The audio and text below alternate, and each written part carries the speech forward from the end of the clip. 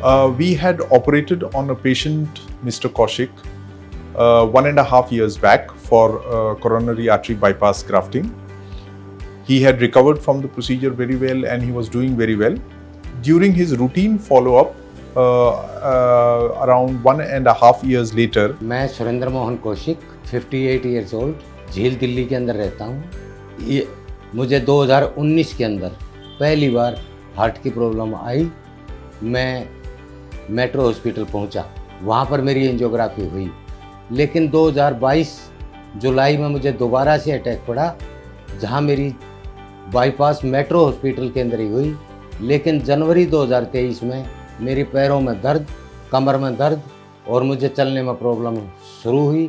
जीवन पिल्लई सर ने मुझे समीर सर से मिलने के लिए एडवाइस किया, मैं उनसे मिला। द पेशेंट जो है हमारे, इनकी कार्डियक बाईपास सर्जरी हुई थी लगभग 1 साल पहले।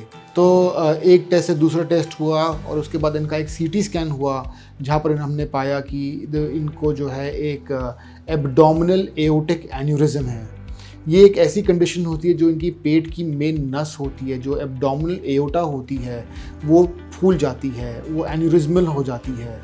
जब ये आर्टरी एन्यूरिज्मल हो जाती है तो आजू बाजू जो आसपास के स्ट्रक्चर्स होते हैं उसके ऊपर कंप्रेशन पड़ता है और उसके बाद ये थोड़ी भारी हो जाती है, तो उससे भी पेट का दर्द हो सकता है। उन्होंने मुझे सीटी स्कैन के लिए एडवाइस किया। सीटी स्कैन होने के बाद समीर सर ने मुझे बताया कि आपकी मेन नस के अंदर प्रॉब्लम है, और हमारी पूरी टीम ने बैठ के इसके बारे में डिस्कशन करा कि इसको ऐसे कैसे ट्रीट करना चाहिए। और फिर एक टेक्निक होती है जिसको कहते हैं एंडोवास्कुलर एन्यूरिज्मल रिपेयर, जिसमें हम दोनों ग्रॉइंस जो होते हैं, जो पाव होते हैं, पाव के थ्रू एक स्टेंट लेके जाते हैं, स्टेंट ग्राफ्ट लेके जाते हैं।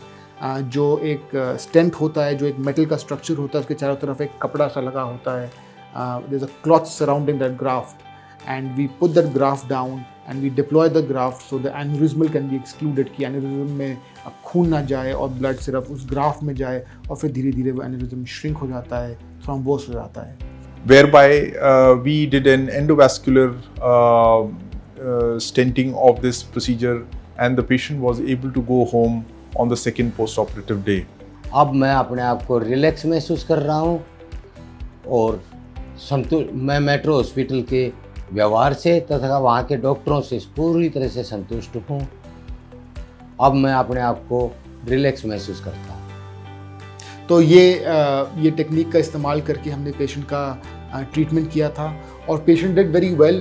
वो 2-3 दिन में पेशेंट एकदम रिकवर कर गया था और बहुत जल्द ही वो घर चला गया और अब वो ओपीडी में आ रहा है and he is doing very well.